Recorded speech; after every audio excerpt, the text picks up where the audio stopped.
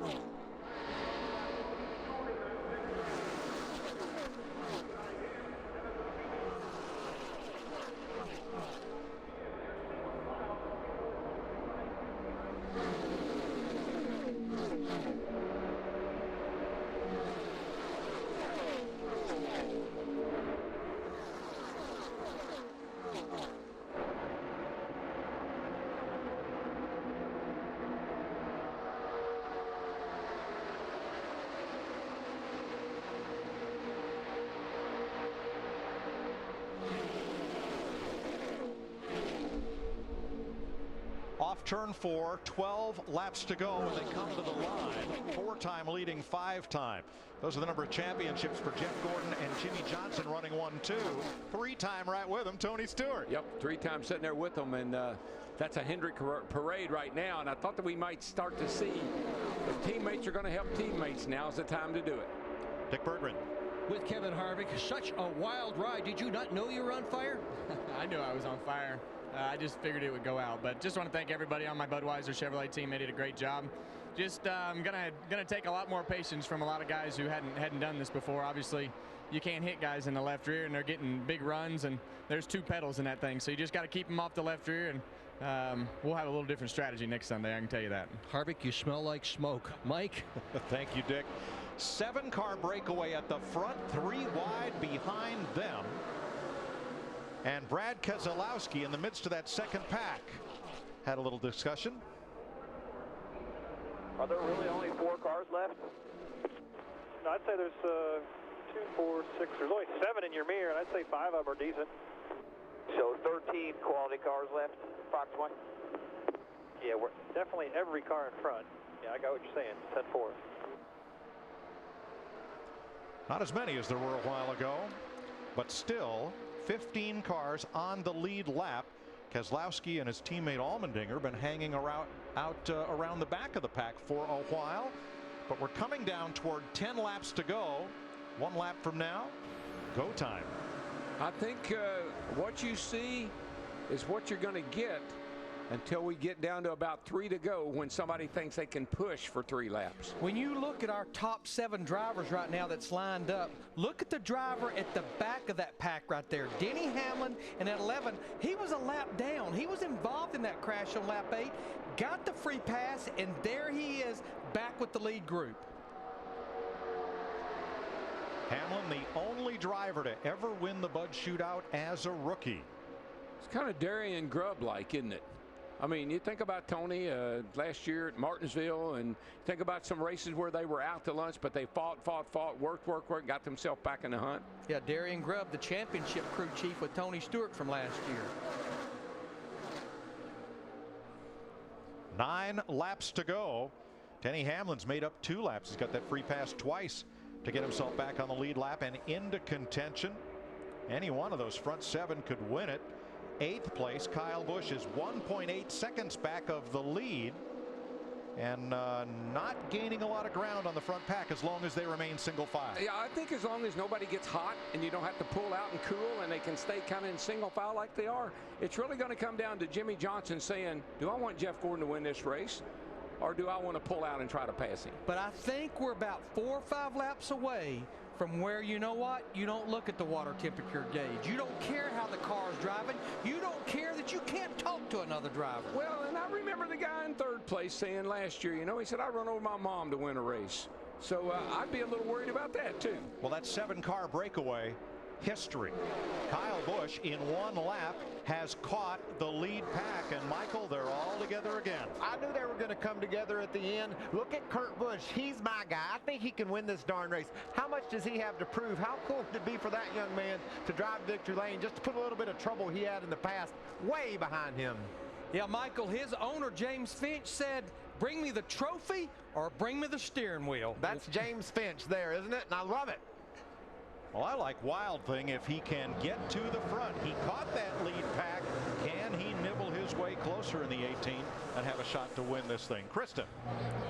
Mike, it's like Michael just foreshadowed exactly what Kurt Busch was thinking just a couple of laps ago. He came on the radio and told his team, this is exactly where I want to be. He was in 5th at the time. He said, I am sitting in perfect position.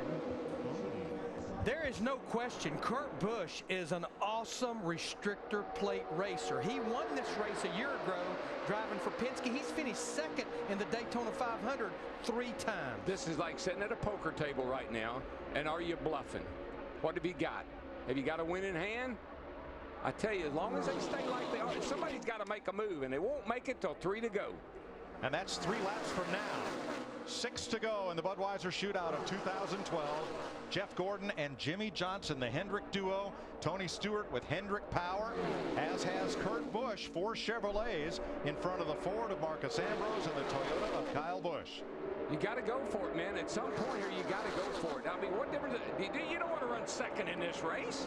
This is all about winning. We said that at the top of the show. Nobody remembers who finished 2nd. And there's Kyle Busch in that 18 car. He was on pit road at that last caution. A lot of repair to that 18 car. Yeah, remember him over there in turn 2? About ready to knock the wall down? 5 laps to go. Front 4 on the inside out in front of Kyle Busch, who pulls alongside older brother Kurt in the 51. Yeah, 5 to go. Our top 15 drivers all on the lead lap within 3/4 of a second of each other. Here we go. Things are going to pick up here. Busch moves to the outside of Stewart's 14 with a little help from Greg Biffle. This is exactly what you want to see right here. You got the outside, you got the push, and you're coming toward the front, inch by inch. And Darrell, there's not nothing Jeff Gordon in that 24 can do but what he's doing right there. He's got what he's got, and I think he's got a winning hand. Matt on the leader.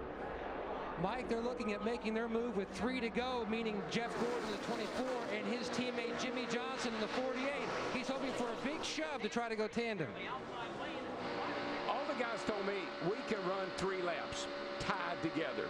That's why I think 3 laps is the key. 4 laps to go.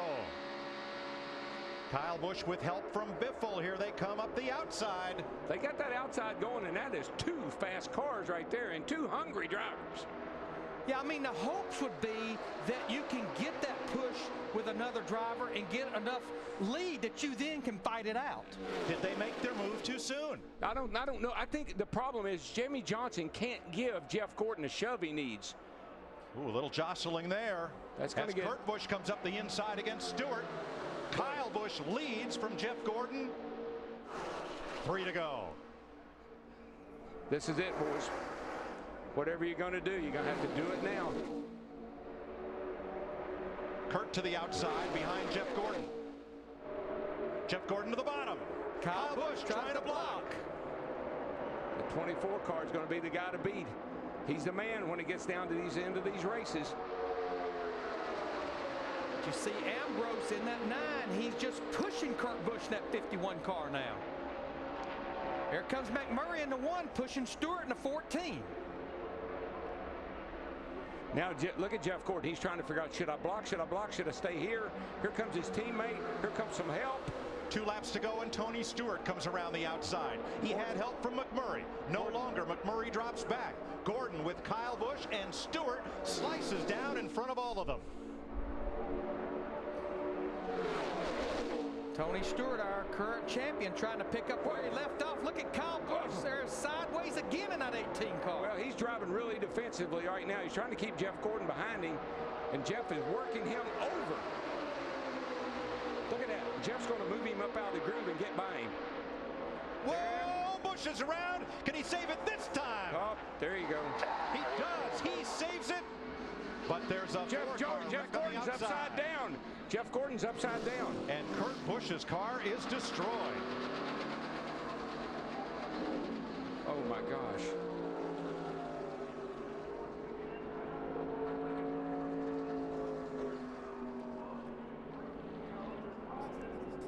Jimmy Johnson's car destroyed.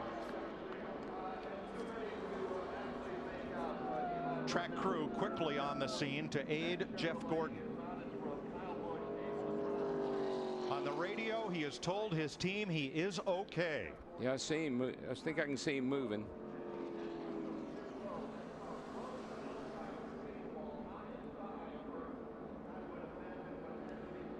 A wild ride for Jeff Gordon as he tries to win the Bud Shootout, just a lap and a half from the flag. Teammate Jimmy Johnson's car damaged. Several cars to the garage already. Kyle Busch to pit road. Montoya's made a stop and comes back out. It's been like a demolition derby tonight. Holy cow. Tony Stewart and shootout rookie Marcus Ambrose ahead of Clint Boyer, Brad Keselowski, and Greg Biffle. Jeff Gordon has asked for them to roll the car over before he tries to climb out. Michael can address that situation. Michael, you were upside down here a few years ago over on the back straightaway. Yeah, and Michael's a lot bigger than Jeff, and the cars were a lot littler, and that was a bad combination. I could not get out, and you're talking about freaking you out. Be upside down in a car, it's smoking, you see oil or fuel, something dripping around you, you want out really badly, and Jeff's doing his best to explain that to those guys, probably about like I was explaining it, with not the calmest manner. No, but you know what, Michael, after your deal down here, they came up with a system to turn that car back over. You see them putting those straps around the car. When they turned you over, they just pretty much hooked the record to you and slung you back on your wheels. And Jeff Gordon climbed out the side there. I think he got out. So that's what I love about these big cars, Darrell. There's more room for those guys to get in and out, and that's a lot safer. Jeff Gordon gets a round of applause from the crowd here, and he is okay. Let's see what happened. I think it's really Jeff trying to get the 18 car Kyle Busch up out of the way. Pushing on that left side again. Yeah, he's just working on him, Michael. Kyle was blocking, and Jeff was trying to get him loose and get him up out of the way, and he just got on the left side and spun him out. Look at the job Ambrose and Boyer did coming through there. And there's our buddy old Brad Keselowski. We ain't seen him up front all night. He's fixing to restart with a chance to win this baby. Yeah, I asked Larry, I said, is Brad Keselowski in this race? Well, yeah. Jeff Gordon's car went about 1,000 feet on the driver's door before it barrel rolled to a stop. Yeah, Brad Keselowski in that too. He's in that backup car. You see Jeff down there. He just gets down on this left corner, and we've seen that time and time and time again. You got to stay off the left side. What do we do about that, though, man? How do we fix it? The drivers just have to make the decision that they've got to lay off that left side. Look at this long slide for Gordon, and that's Kurt Busch tangled up with him and Jimmy Johnson. And that car still hasn't lost much of its momentum as it goes side over side and comes to rest. Michael on made its roof. A really good point, though, Mike. These cars are so much bigger than the cars were 5 years ago. With the safety innovations that NASCAR has built into these cars, the drivers moved over to the center of the car 6 inches further than ever before. The roll cage is bigger. That really helped Jeff Gordon in that situation. Dick Berggren. Jimmy Johnson is sitting in his car, and it is his opinion that the mechanic should fix this car so he can go back out. The right front is absolutely torn off the car. There's oil on it. There is a lot of work going on here, but there are so few cars left in running condition. Johnson wants to continue the race. Well, we have completed 75 laps, Dick, but this race is not over because of NASCAR's green-white checker rule.